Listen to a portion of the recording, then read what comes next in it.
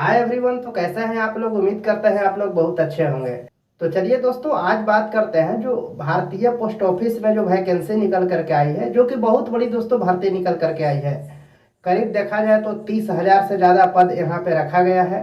पूरी जानकारी दोस्तों जानने की कोशिश करेंगे और आपको ये भी बताएंगे कि आपको किस किस स्टेट में फॉर्म फिलअप करना चाहिए और बाकी लोगों को कितना परसेंट 10वां में आ रहा है, उन लोगों को फॉर्म फिलअप करना चाहिए। इन सब सारी बातों पे दोस्तों चर्चा करेंगे। अगर आप चैनल पे पहली बार आए हैं तो चैनल को सब्सक्राइब कर लीजिएगा। यहाँ आपको इस तरीके की वैकेंसी से रिलेटेड हर प्रकार की जानकारी दी जाती है। तो चलिए दोस्तों, वीडियो स्टार्ट करते हैं। जैसा कि दोस्तों आप देख पा रहे हैं, कुल पद की अगर बात करते हैं तो 30,041 पद यहाँ पे रखा गया है, जो कि हर एक स्टेट वाइज पद को डिवाइड किया गया है, जो कि मैं आपको आगे बताऊंगा कि हर स्टेट में कितना कितना पद यहाँ पे रखा गया है।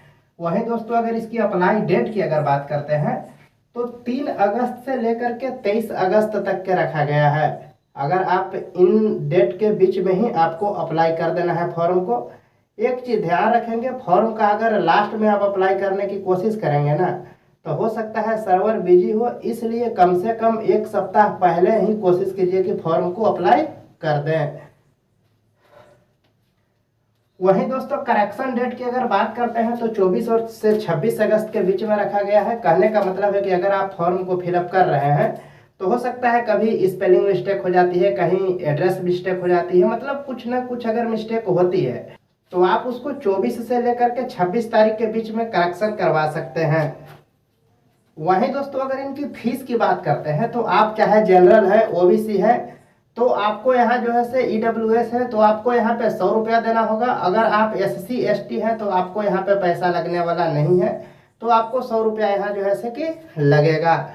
वहीं दोस्तों अगर इसकी एज लिमिट की बात करते हैं तो देखिए यहाँ पे बताया गया है स्पष्ट रूप से 23 अगस्त 2023 को आपका जो है से 18 साल एज पूरा हो जानी चाहिए। अगर आपका 18 साल नहीं है तो आप फॉर्म को फिलअप नहीं कर सकते हैं।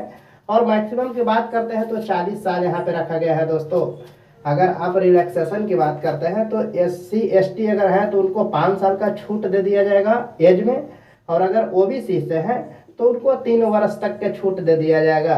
यानी कहने का मतलब है कि अगर आप OBC हैं तो 43 वर्ष तक फॉर्म भर सकते हैं, और अगर आप SC ST हैं तो आप जो है 45 वर्ष तक फॉर्म को फिलअप कर सकते हैं। वहीं दोस्तों इसकी अगर क्वालिफिकेशन की बात करते हैं तो सिर्फ और सिर्फ मैट्रिक होनी चाहिए, और मैट्रिक में कहने का मतलब है कि आपको मैथ और इंग्लिश होना कंपलसरी है दोस्तों।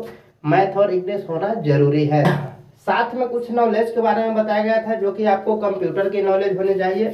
कंप्यूटर में दोस्तों मिनिमम जो है आपका जो DCA जो होता है ना, उसका नॉलेज होना चाहिए। अगर आपके पास ADCA है तो भी कोई दिक्कत नहीं है। और हाँ, आपको साइकिल चढ़ाना आना चाहिए, कोई बात नहीं है, लिखा है, फॉर्मेलिटी है, आजकल तो करीब करीब लोगों को आता ही है, तो टेंशन लेने की जरूरी नहीं है। वहीं दोस्तों इसकी पोस्ट नेम की अगर बात करते हैं तो यहाँ पे 3 तरीके की पोस्ट निकाला गया है। पहला पोस्ट की बात करते हैं तो BPM है, यानी कि ब्रांच पोस्ट मैनेजर है। दूसरा जो है से ABPM है, और तीसरा जो है से डाक सेवक है। अगर BPM की बात करते हैं यानी कि ब्रांच पोस्ट मैनेजर की, तो यहाँ पे देखिए इनका जो कार्य है से ऑनलाइन हो या ऑफलाइन हो, जो लेन देन होता है ना, इनका कार्य मेन रूप से यही है। वहीं दोस्तों अगर डाक सेवा एवं सेवाओं का वितरण भी करना इनका कार्य है। अगर मान लीजिए कहीं से डाक वगैरह आती है तो इनको छांट करके डिलीवरी वाले को देना इनका भी काम है। बाकी दोस्तों रिकॉर्ड रखना, जैसे मोबाइल वोबाइल डाटा उटा का जो भी रिकॉर्ड होता है, यही रखते हैं ब्रांच पोस्ट मैनेजर। वहीं दोस्तों अगर ABPM की कार्य की अगर बात करते हैं, असिस्टेंट ब्रांच पोस्ट मैनेजर होता है इनका, तो इनका कार्य की अगर बात करते हैं तो ये देखिए डाक टिकट का बिक्री जो है से ये लोग करते हैं। वहीं अगर डाक का जो डिलीवरी होता है, जैसे घर पे अगर किसी का डाक आता है तो घर पे पहुंचाया जाता है, तो यही लोग करते हैं दोस्तों डाक का डिलीवरी भी। और घर घर जो है से सेवा, सरकारी सेवा जो है उनका प्रचार प्रसार करते हैं। जैसे मान लीजिए कोई नई नई योजना लागू होता है, जैसे आंगनबाड़ी, अभी जो बाल विकास के रिलेटेड बहुत सारी योजना है, समाज कल्याण वाली योजना होती है, नेत्रदान, ये समझ। तो जो सरकार के जो योजना जो है ना, जो आम लोगों तक के पहुंचना चाहिए, वो यही लोग पहुंचाते हैं। वहीं दोस्तों अगर डाक सेवक की अगर मूल्य कार्य की अगर बात करते हैं ना, तो डाक सेवक का मूल्य कार्य जो है से कि रेल मेल सर्विस, यानी कि जो रेलवे के द्वारा जो डाक भेजा जाता है, जैसे बहुत सारे जगह से डाक आता है, बहुत सारे जगह पे डाक भेजा जाता है, तो इस अवस्था में जो छटनी करते हैं कि कौन सा डाक कहाँ जाएगा, वो दोस्तों इनका डाक सेवक का कार्य है मूल रूप से। बाकी ये भी है अपना डाक टिकट, बाकी ये जो है सरकारी सेवा का घर घर प्रचार प्रसार ये भी कर सकते हैं। अब दोस्तों इनकी सैलरी की बात करते हैं। तो सैलरी की बात करते हैं तो जो बीपीएम है ना, उनका दोस्तों 12,000 से लेकर के 29,300 रुपया तक की इनकी सैलरी होने वाली है। कहने का मतलब है दोस्तों कि अगर आप जिस समय ज्वाइन करेंगे तो आपको 12,000 सैलरी मिलने वाली है। उसके बाद धीरे धीरे आपको बढ़ते बढ़ते 29,300 तक की इसकी सैलरी हो जाएगी। वहीं दोस्तों ए बीपीएम की अगर बात करते हैं तो इनका भी दोस्तों 10,000 से लेकर के 24,400 तक जो है से कि इनकी सैलरी होने वाली है।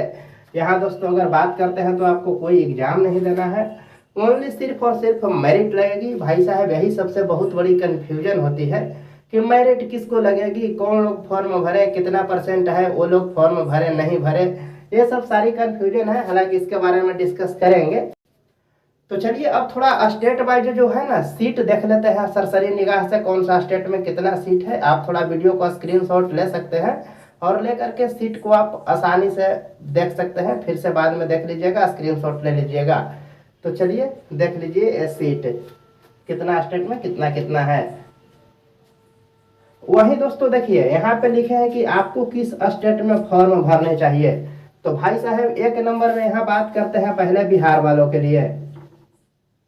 पहले बिहार वालों के लिए यहाँ अगर बात करते हैं तो देखिए सबसे बड़ी क्वालिफिकेशन इसका यही होता है कि आप जिस क्षेत्र में फॉर्म भर रहे हैं ना, वहाँ का आपको लोकल लैंग्वेज आनी चाहिए। जैसे कहने का मतलब है कि अगर आप कर्नाटक में फॉर्म भर रहे हैं तो वहाँ के लोकल लैंग्वेज जो है से कन्नड़ है, तो आपको कन्नड़ आनी चाहिए।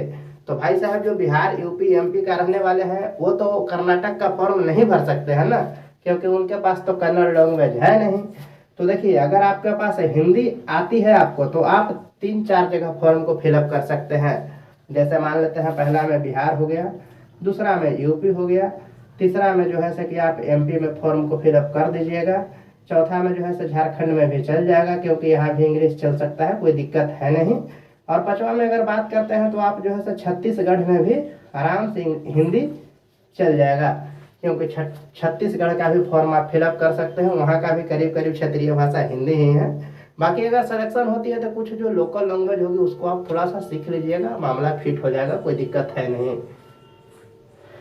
अब दोस्तों सबसे अंतिम और सबसे ज्यादा पूछे जाने वाला सवाल कि सर 10वीं में कितना % है ताकि फॉर्म को भरना चाहिए।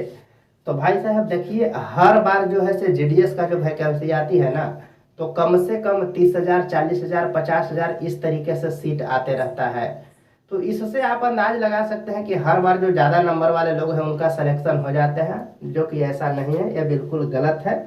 जिनका ज़्यादा नंबर है उनका हर बार सिलेक्शन हो तो जाता है, लेकिन वो लोग नौकरी करना नहीं चाहते हैं, क्योंकि 10-12 हज़ार पे बहुत लोग काम जो है से करना ही नहीं चाहते हैं। इसलिए दोस्तों उसका जो है कि सीट खाली रह जाता है। तो आपका अगर 70% से अगर एभव आ रहा है ना, 70 और 80 के अगर बीच में आपका आ रहा है तो आप इस फॉर्म को जरूर अप्लाई करेंगे, क्योंकि फी भी ज़्यादा नहीं है, एक बार कोशिश जरूर करेंगे। और बात रही दोस्तों 60 और 65% वालों को, तो इनको थोड़ा सा मुश्किल है, लेकिन अगर आपकी मन करे तो अप्लाई कर सकते हैं, कोई बड़ी चीज़ है नहीं, मोबाइल से ही अप्लाई कर लीजिएगा, कोई दिक्कत नहीं है। भर करके देखिएगा, हो सकता है मेरिट लग जाए। तो दोस्तों धीरे धीरे 3-4 करके मेरिट लिस्ट आते रहता है, तो हर बार नंबर कमते रहता है। तो इसलिए आपका जितना भी आ रहा है अगर 70% से ऊपर है तो आप उम्मीद रख सकते हैं, अगर कम है तो फॉर्म भर करके ट्राई कर सकते हैं, हो सकता है आए तो ठीक है, नहीं आए तो कोई बात नहीं है, अगले बार कोशिश कीजिएगा। तो चलिए दोस्तों वीडियो कैसा लगा, अगर अच्छा लगा होगा तो प्लीज़ यार एक लाइक जरूर कर दीजिएगा, और चैनल पर नए हैं तो चैनल को सब्सक्राइब कर दीजिएगा। तो फिर मिलते हैं एक नए वीडियो में नए जानकारी के साथ, तब तक के लिए जय हिंद, वंदे मातरम।